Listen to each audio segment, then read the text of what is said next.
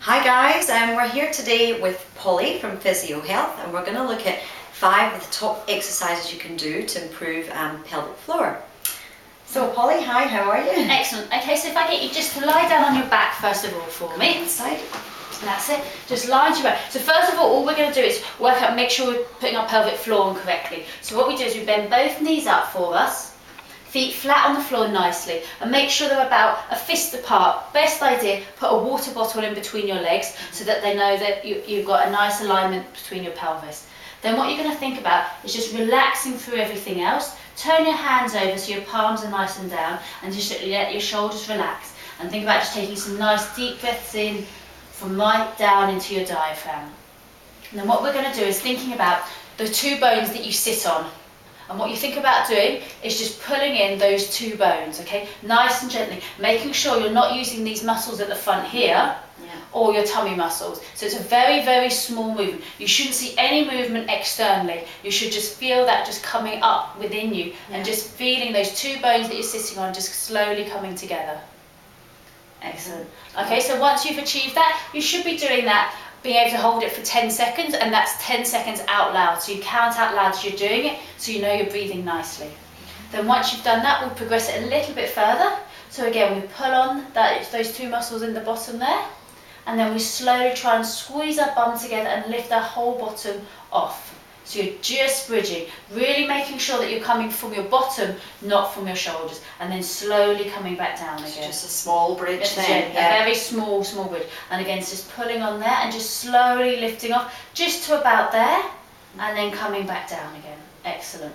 Okay, so now we've got basic, we've got a bit of movement. We need obviously to get a bit more isolation going through when we're walking and things. So what we're going to do now is we're going to do exactly the same. So we put on and we lift off and we just get into that bridge, and then what we're doing is we just lift up one toe for us, and down again, and then the other toe, and down again, trying to keep that on the whole time. So one toe, just up and down for me, and just keep tapping your toes for about 10 times, seeing if you can hold on that pelvic floor for every single one. Then really importantly, don't let your pelvic floor out. You're just slowly going to let your bottom come down, making sure you're keeping that pelvic floor on. The exercise doesn't end until you're fully down here. It doesn't end up there, it ends when you're fully down at the bottom. Okay? Then a progression from that one is we just put on our pelvic floor. We don't lift this time, but then what we do is we lift our whole leg up towards you, making sure you're keeping your knee and your hip at 90 degrees, and then back down again. And then you do the same on the other side. And down again, and again. Just keeping it engaged. Engaged the whole time. Again, seeing if you can do 10. You really got to make sure you're not allowing this to get tight or anything. It's nice and gently, and really feel that pelvic floor coming on. It's hard not to turn on the abs, isn't it? Yes, So you got to really think, because that's the difference, is that we don't really want our big abs to work at the moment. We really want to focus on our pelvic floor. Excellent, and have a rest there. Great. So the last one we need to do is, now we've done it lying down, we need to get that up a bit more functional and standing. But if we go straight to standing upright, it'll feel a bit undifficult. So if you stand up, and you come against the wall over here.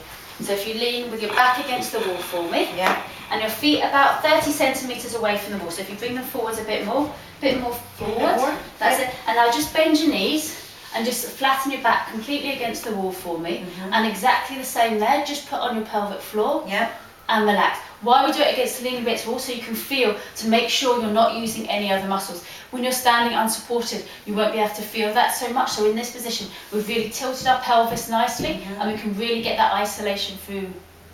And again, to progress that, we get the lifting the toes exactly as we did on the floor. It's going to be quite hard actually, I think.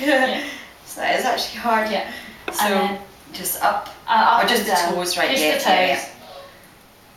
Ah, Exactly like keeping that pelvic floor on. And they're the 5 exercises.